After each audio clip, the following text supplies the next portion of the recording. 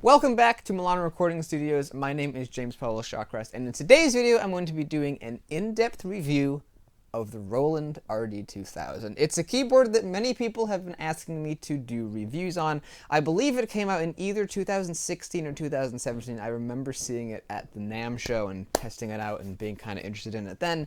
And today I have one in front of me. So what I'm going to be doing in this video is giving you a brief rundown of the sounds, and I say brief kind of almost sarcastically because there's 1,113 or 1,137 sounds in here. So the sound demonstration is going to be, I'm going to skip over a lot of them because I can't possibly talk about every single one. In a keyboard like perhaps some other that only has like 40 sounds, that would be doable, but here, too many sounds to talk about. I'm also going to mention some of the interesting things you can do with it. There are lots of knobs. I'm also going to be talking about the build quality and the appearance and things that I like about it, as well as things that I don't like about it.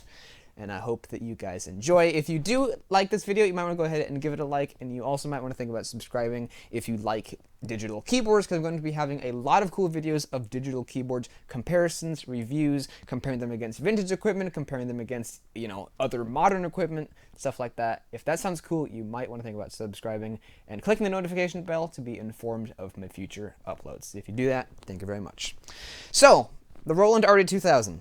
I have one here.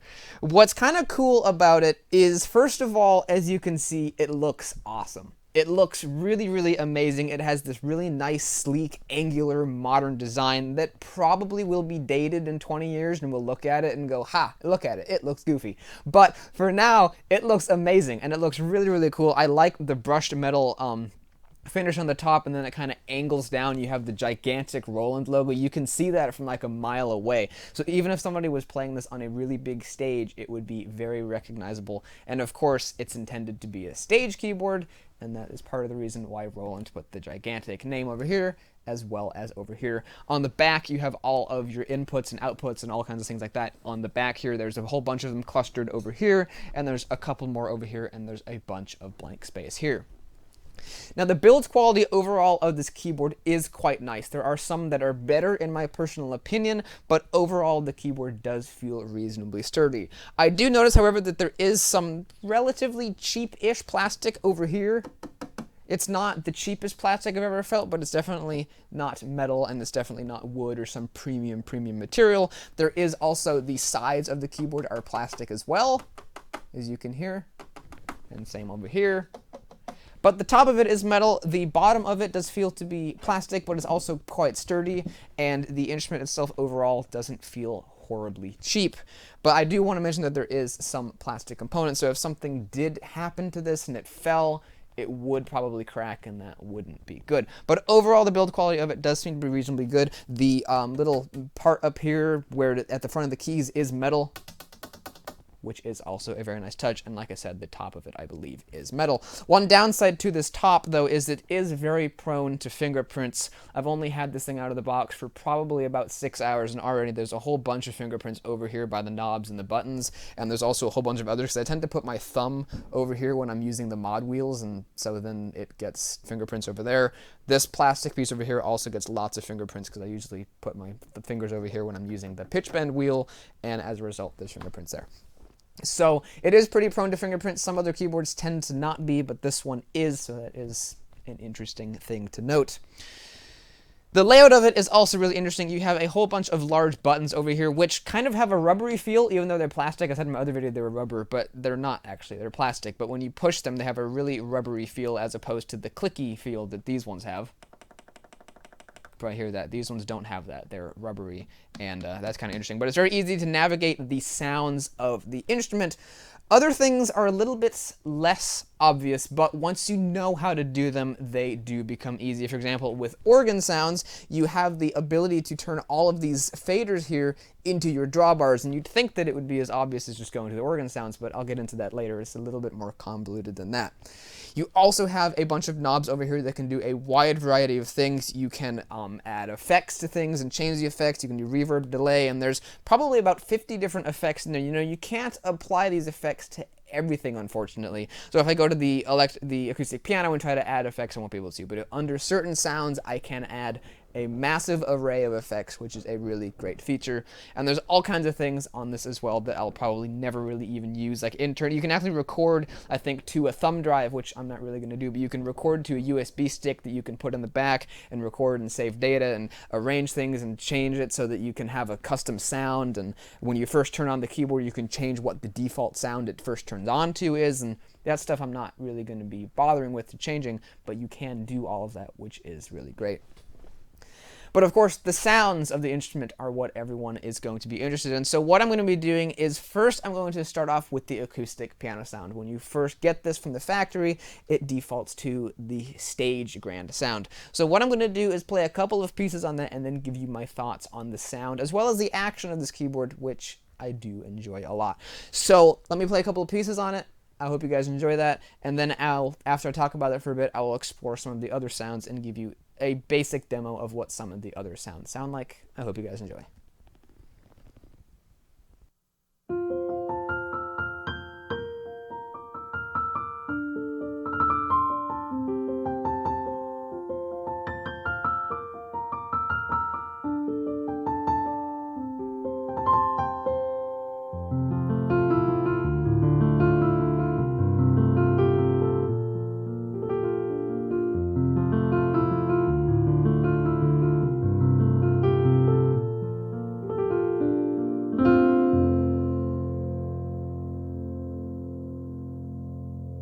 That was my original test piece that I wrote to try out on pianos, and I play it all the time, and I think it sounds pretty cool on this keyboard.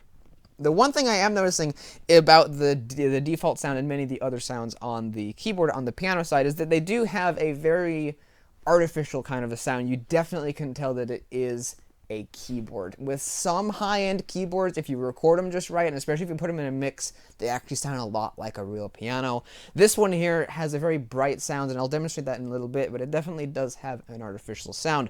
So for me personally, I wouldn't want this as, say, a recording studio piano, but what I do think this instrument really has a place and where it really would shine in its role would be on stage. That is where I think this keyboard would do the best. It has that bright sound that can really be able to cut through the mix of the loud drums and the loud guitar and really be able to be present in a crazy live environment. And also, it looks awesome. You will look very cool playing the RD-2000. It looks absolutely amazing, but that is really where this instrument I think would shine, is on stage. I don't think it would be a fantastic practice instrument because of one really major oversight that I'll mention in a little bit, and I don't think it would make as great of a studio instrument because the sounds in it aren't quite as high quality as other instruments that you can buy. But let me demonstrate the piano sound with one more piece here, and I will play a piece that I often don't play in my reviews. I'm going to play some Eric Satie. I hope you guys enjoy.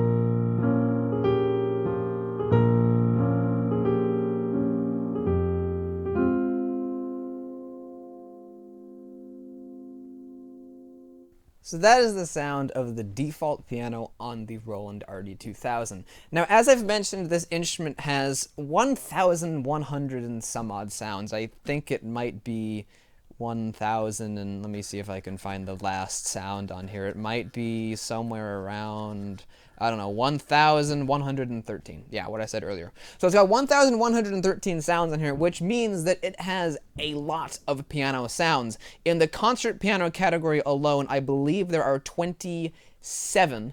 Then there's the studio piano category, which has a bunch more. Then there's a little mini honky-tonk piano section, the synth piano section, and then after that it goes on to the Tyne electric piano, which is also pianos, and so then you've got the Tyne electric pianos, then you've got the Reed electric pianos. There's a whole bunch of Tynes, oh my gosh, I'm still scrolling through them. Then you've got the Reeds, then you've got more electric grands, then you've got SAE pianos, which I think are from like older Roland models and stuff, and then after that you got FME pianos, then you got modern electric pianos. And then you move on to clavies, which are a different keyboard instrument. But you have a lot of piano sounds, and for acoustic pianos alone, there's probably close to 50. So I'm not going to be going into all of them. Many of them do actually sound a little bit different.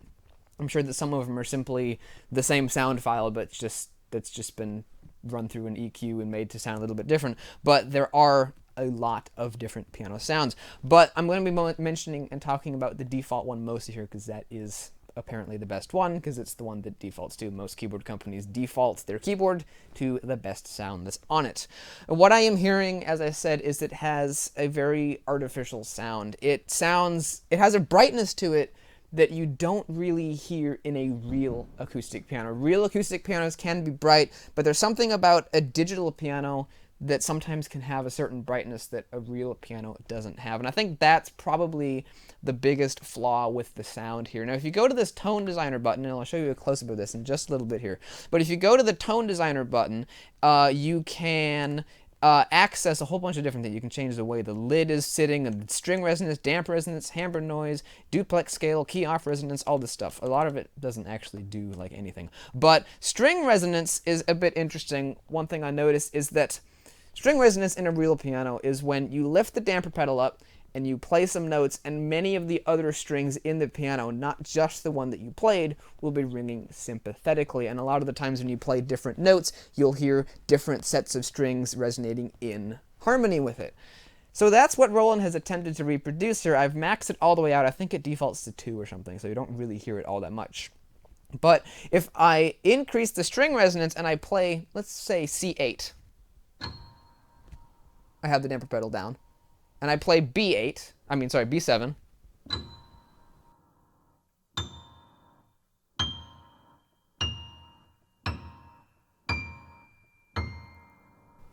Hopefully you can hear what I'm talking about there. It's all the same sound file. Every time you hit a note with the damper pedal down, it's playing back that same sympathetic resonant sound file, which isn't really how a real piano works. On some of the highest notes, it does kind of sound like that, whereas all the strings ringing, but when you have a lower note, you can usually hear like other harmonics of that note ringing out in the strings. It sounds, when you play an E, you can hear the piano singing out an E along with the E that you played, if you get what I'm saying. There are extraneous sounds too, but it's not always the same exact sound every time you hit a note. But that's what Roland has done here, and that's one of the things that makes it sound a bit artificial. The other thing that I think is almost hilarious here is the damper noise is way different from what a real piano's damper noise actually sounds like. Of course, on a real piano, when you raise the dampers up, there's a little bit of a noise, but it doesn't sound like this. I hope this comes through on the recording. Let me turn that volume up a bit, and you can hear it. Can you guys hear that? That's not what a damper noise sounds like. It doesn't come on really slow like that. It's a bit more percussive. There's also a sound on acoustic pianos when you let the pedal off really quickly, and if you just let your foot off the pedal, the dampers will thump back down, which you normally don't hear because you don't do that. But if you do that, you'll hear a thump when the dampers all fall back down, and this, of course, doesn't do that either. So a few small little things that I'm kind of like, if you can't do it right, why put it in there to begin with? I don't know. Is that nitpicky? Maybe. But it's just a couple of small little things. It's the really small details that really make these keyboards great. when you can hear it and you can go, oh my gosh, listen to the sympathetic resonance, it sounds real. You're not going to be saying that with this keyboard. However, as I've said before, the bright sound isn't necessarily a bad thing on this keyboard, because if you're in a live scenario, you are going to be wanting a brighter, more punchy sound to be able to carry over the loud drums and the guitar and the vocalist and all that kind of stuff to be able to be heard. If you had a more mellow piano, it's possible that it might end up getting buried. So having a brighter, more artificial sound sometimes isn't bad, and sometimes it's actually the exact sound that people want. So I'm not necessarily saying that it's bad, I am just saying that that is what the sound of this keyboard is, and that is what I noticed. As I said, there are a whole bunch of other different sounds in here. There's a bunch of different acoustic piano sounds. One of them is kind of fun. There's actually 4, to kind of show you how crazy this keyboard is. In the honky-tonk section, where it's like, you know, the detuned, out-of-tune saloon piano, normally keyboards have 1 of those. So like, hey, if you want to have this, you can play around with it. This has 7 different honky-tonk piano sounds.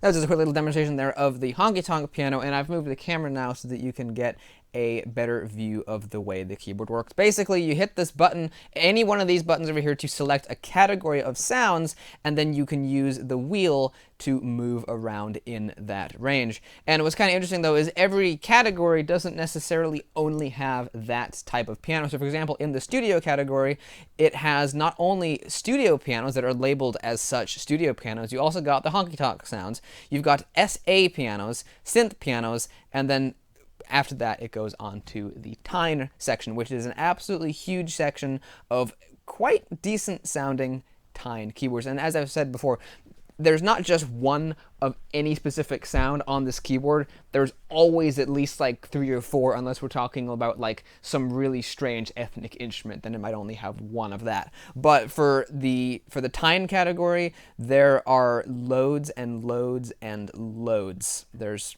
probably close to 50 to 100 on here. So what I'm going to do for this is I'm going to give you guys a little bit of a sound demonstration of the default one, 1975 Tine EP, that's what they call it.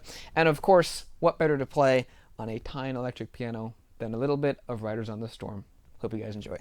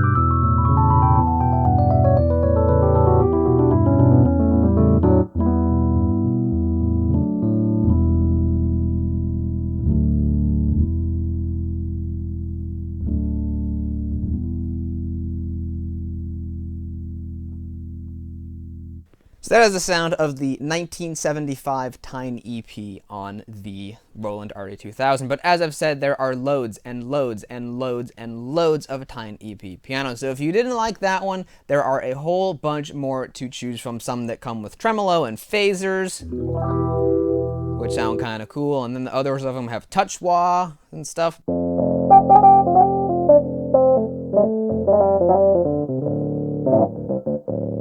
Kind of cool. You've got some that have auto wah.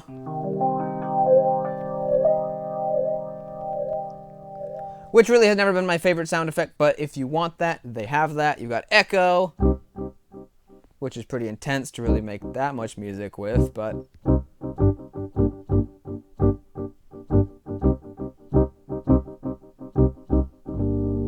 I don't know, it's probably usable. And then there's just loads and loads and loads of tiny electric pianos. There we go. We're finally down to the reed section, which of course would be Wurlitzer type of sounds. Here's a couple of examples.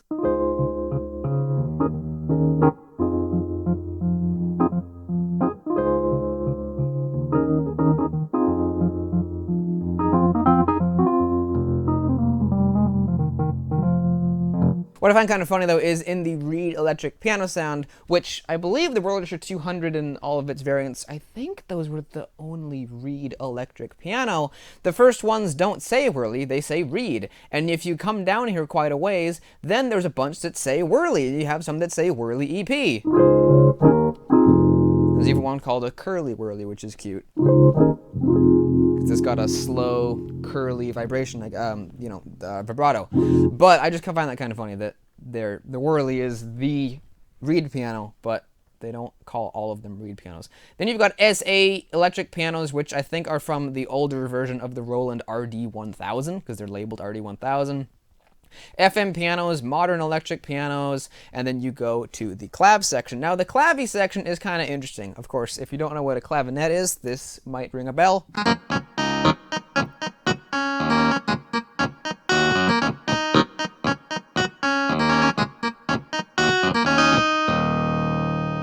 Of course, that was Superstition by Stevie Wonder. He really knew how to make the clavinet sound awesome in his music. But what's kind of funny is, like I said in this keyboard, not all of the sounds that are above the button necessarily correspond to what's in there. So of course, under the clavy section, we do have clavinets, but we also have some other random miscellaneous things thrown in there too. We have a harpsichord, which does kind of fit.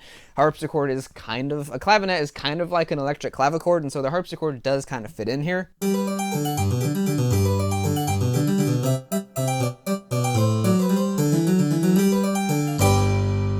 But there's more random things in here too. We also have a celesta.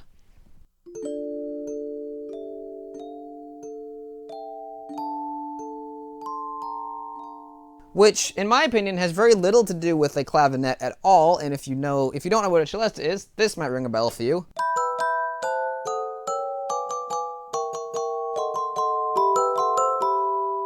Of course, Dance to the Circle Fanfare was written in the late 1800s specifically for the celesta. Then you've got music box sounds, which are fun. There's two music box iterations, and for some reason one of them's louder than the other.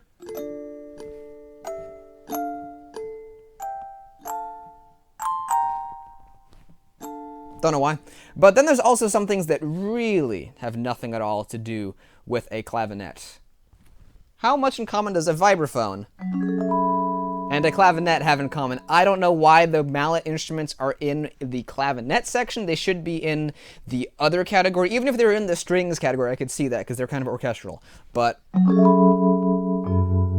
for some reason, there are vibraphones and marimbas.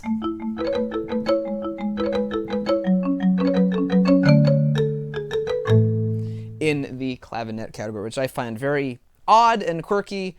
If you're looking for the mallet instruments, that's not where I would go, and that's probably not where you would go either, but that is where they are.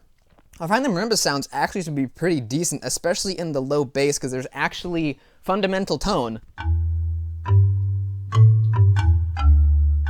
And a lot of these keyboards, when they have a marimba sound, it sounds really good in one range, but then when you start moving into the bass, the fundamental pitch completely dies away, and you're just left with the woody overtones that sound really bad. This, at least, you could actually make some music with, and it's probably one of the best bass end marimbas I've heard on a electric keyboard. Of course, it's not as cool as a real marimba, but it's better than some other instruments I've heard. Now, the organ category is where we really open the can of worms. I'm going to turn the volume down a little bit because the organs are a little bit louder than some of the other instruments, which is pretty typical on keyboards. Now, the first, I believe it's it's the first 10. The first 10 organs on here are called TW-organ, and that stands for tone wheel. And so these TW organs, the tone wheel organs, actually give you the ability to customize the drawbars and all kinds of cool stuff and have the rotary speaker effect. So if you wanted to change the sound on this organ, how would you do it? How would you change the drawbars? Well, you can't just go here and fiddle with the drawbars because for some reason that's not how Roland decided to do it. Instead, you have to go to the Tone Designer button. Then that will give you access to all of the drawbars, and then you can change them and customize them just how you want.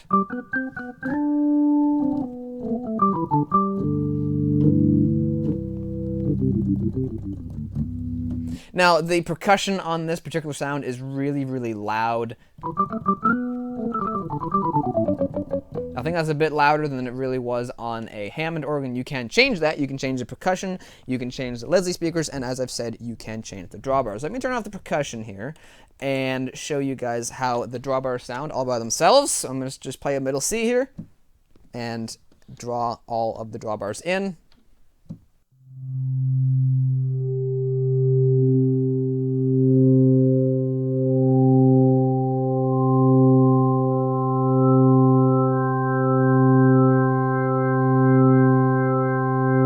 That is the sound of all the drawbars. For some reason, I feel like they sound, of course they're going to sound different from a real Hammond, but I feel like the frequencies are a little bit different. I don't know, maybe they're not, but I feel like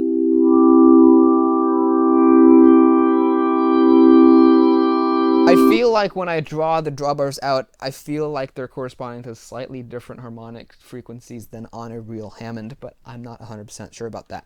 Now, where things get really odd is when you go to change the Leslie speaker effect, okay? So if you wanted to, I'm back to the main menu now. So if you wanted to change the Leslie speaker effect, how would you do it? Well, there's actually 3 ways to do it, but in the main screen, there isn't a real way to do it. The only way to do it in the main screen is to use this mod wheel over here, but what that also does is bring in all of the drawbars.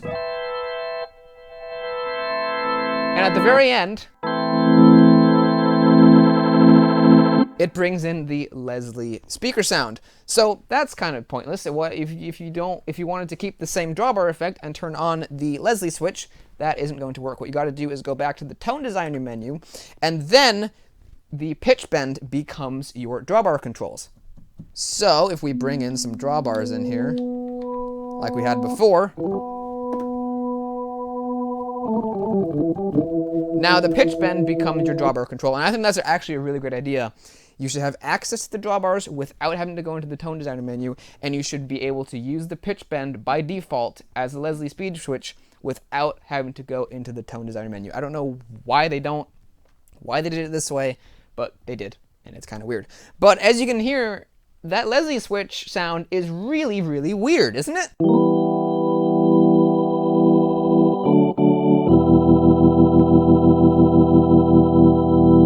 The slow speed sounds about right, but the fast speed is ridiculously fast. It's like they sampled a helicopter rotor, and that's how fast they think the horn inside of a Leslie speaker spins.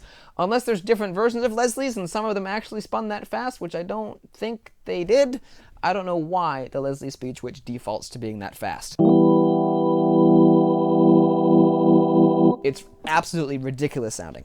But what's really cool, though, is you can actually change that, and you can customize all kinds of things in there. So you can come in here, and I only know this because I really was annoyed by that sound, so I was like, please let me change that, and they do. So you can change the speed, you can change the slow speed of the bass speaker, the speed of the treble speaker, the fast and slow speeds of those. You can really customize that. So what I'm going to do here is I'm going to play a piece, a Bach piece, on tone wheel organ number 7, because I like that one. And basically what I'm going to do is play it first at the default sounds, then change all the parameters to something that I think sounds a little bit better, and then play the same piece again. Let me know which Leslie speed switch setting you guys think sounds better. And that's using the default setting that the organ comes programmed at by the factory.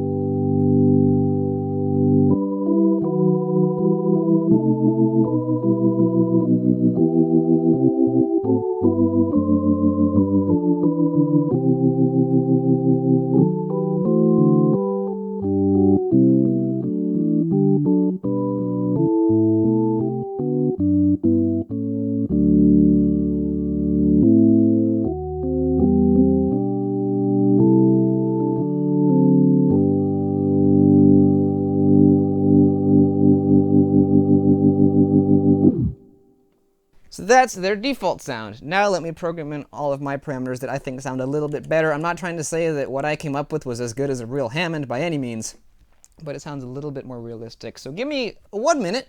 I'm going to recalibrate all of this to my specifications, and then I'll play it again, and let me know if you think it sounds any better than what they had from the factory. I made a cheat sheet. So the woofer slow speed should be at 0.75. There we go. The woofer fast speed should be 4.6 hertz. 4.6.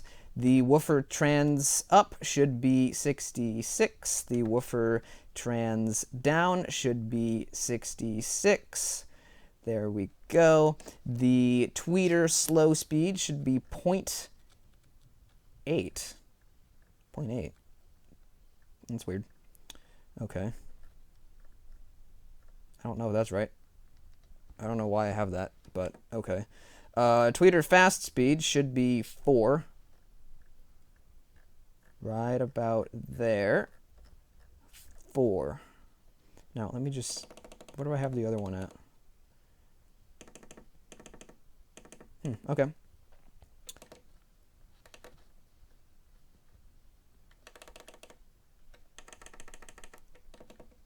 Yeah, okay. 0.8. There we go. Then for the transfer speed up, we're going to go down to 60, down from 80. And then we're going to go to the transfer down speed is going to be 60 again, down from 80. 60.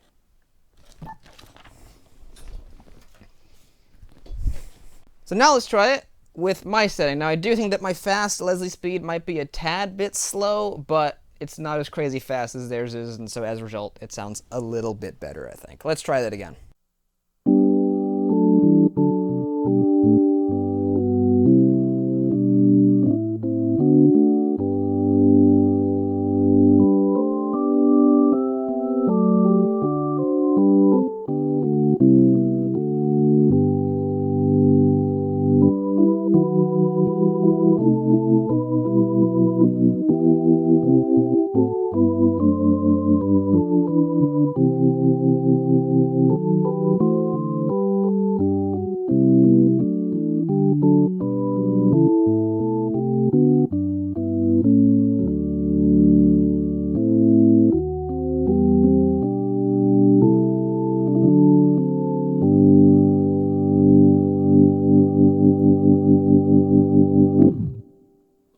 So let me know what you guys thought. Like I said, I think the fast speed on that was a little bit slower than it should have been, but it wasn't as crazy, ridiculously fast as what they had.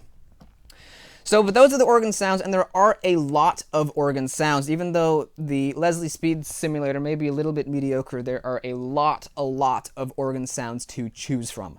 There are loads, including some that kind of sound like a Vox Continental, say this.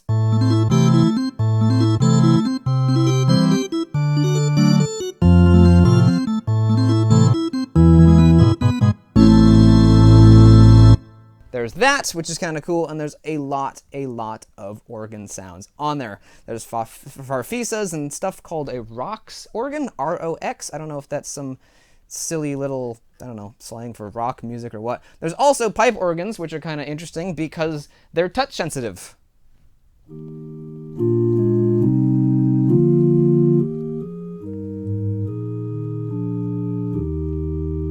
Which, I don't know about you, but even though I've never played a pipe organ, I know that if you play a note harder on a pipe organ, it doesn't make the note louder. There's also string pads. One of my favorite strings in here would be this one. Give me a minute. It's called String Stack with 2 C's, short for staccato, and one of the most fitting things to play on that would be this.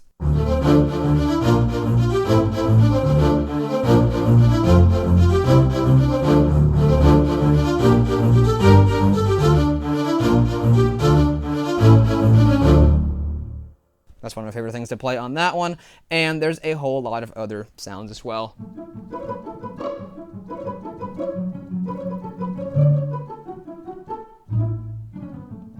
Pizzicato strings and violins and stuff. One weird quirk here is that the viola sound and the cello sound below this B flat are exactly the same. This is the viola sound.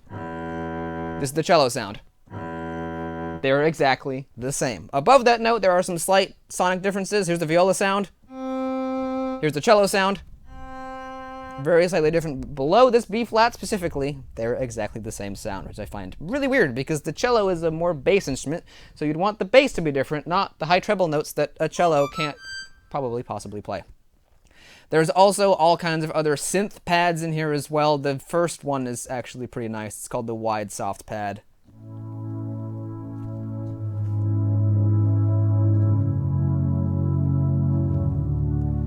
I'm not much of a synth pad guy, but I do enjoy that one. And if that's not your cup of tea, well, there's probably close to 100 synth pads on here. They're also in the pad/choir category. There's also voice choirs, which one thing I want to point out here is that Roland likes to reuse sounds. They've been recycling this specific sound, and probably many of these other ones in here as well, from definitely way back in probably 2011 to 2012.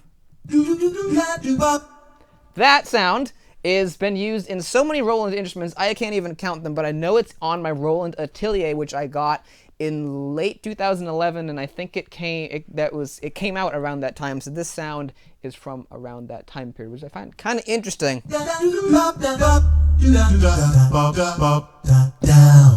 they're recycling such recognizable sounds as that, which I always used to love messing around with when I was like 10 on my organ, or 11 or so. And then there's acoustic bass sounds, which are dramatically louder than everything else on the instrument, but that's just one thing I wanted to mention. There's a whole bunch of basses and synth basses, and there's also, in the bass category, acoustic guitar in the bass category. Yeah. And then electric guitar and distorted guitar, and also random ethnic instruments too.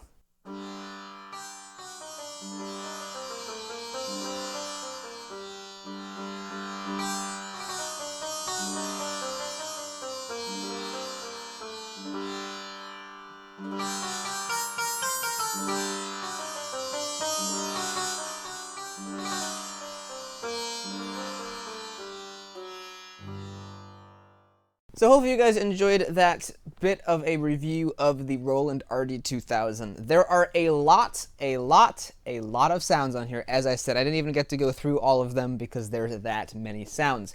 So even though the sounds aren't quite as high quality as the sounds that you'll find in other keyboards from other manufacturers, the fact that there are so many of them kind of makes up for that, because you can basically do anything that you want to. And in a live scenario, that can be handy. If somebody requests a song that they want to play and it uses, say, a saxophone, you will have a saxophone sound. Or say it uses a kalimba sound, you will have a kalimba sound. That's a bit of an oddball one, but who knows, maybe you'd want that.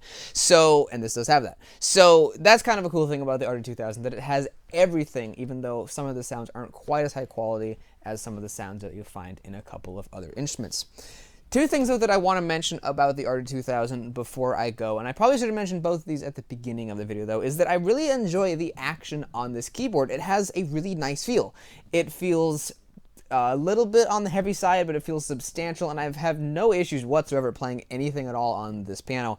I can really throw anything at all that I want to at it, and it can handle it just fine. It's a really, really nice action. When I played one in a store a while back, I didn't feel that way, but either Roland's redesigned the action, or perhaps they don't wear very well, but this one plays really, really great, and I absolutely love the way it feels. It's really, really lovely. It's also very quiet, too. Doesn't make all that much noise, so if you wanted to practice on this instrument and not bother people with headphones, it would be a good choice, with the one exception of that there's no music desk, and I don't believe that there is an optional one that you can buy, because I'm not seeing any mounting points in the back of the instrument for a music desk. You know, a music rest that you put your sheet music on, that virtually every piano has ever had from the beginning of time, and almost every keyboard has ever had from the beginning of time. Any full-size keyboard more than likely had a music rest, with the exception of this. This doesn't have that, and I'm kind of blown away by the fact that it doesn't have a music rest, because that's such an obvious thing that almost everybody would want, and even if you don't need it at all times, it's a good thing to have if you do decide that you need it, if you want to practice on something. So with the one exception of that, this would be a good practice instrument, but when you're practicing, you're more than usually wanting to use the sheet music rest. If you're learning new music or watching a video and trying to learn it by ear, you're going to want to put your device on the music rest. you need a music rest, and this doesn't have that. So instead, you need to have a separate music stand, like for like a violinist would use, for example, one of those, or a guitarist, something like that. You'd want to have one of those kind of music stands in front of the keyboard or behind it, I guess, which is kind of weird, and that's a bit of a major oversight for Roland. Why it doesn't come with a music disc is kind of beyond me, but it doesn't. And other than that, it's a nice keyboard, and probably my favorite thing about it is the way it looks. It is a very stylish keyboard, and every time I look at it, I go, wow, that thing looks really nice. The lights are great, the visual appearance of it, the flatness, the sleekness. It's a really great looking keyboard, and you would definitely look awesome playing it up on stage. And I hope that you guys have enjoyed this video. It's been a long video. There's been a lot to talk about because the Roland RD-2000 does a lot of things, and that's one of the great things about it, that it does so many things. And I hope that you guys have enjoyed it. I hope you guys found it helpful. There's been lots of people who have been requesting that I review the RD-2000, and so I finally have gotten around to doing it. And I really hope that you guys enjoyed it. If you did, you might want to go check out my channel and look at some of my other videos. I've got lots of cool reviews of keyboards, pianos, organs, and all kinds of other neat musical instruments. And if you enjoy all that, you might want to think about subscribing. And if you do that, thank you very much, and I will see you in the next video. Goodbye.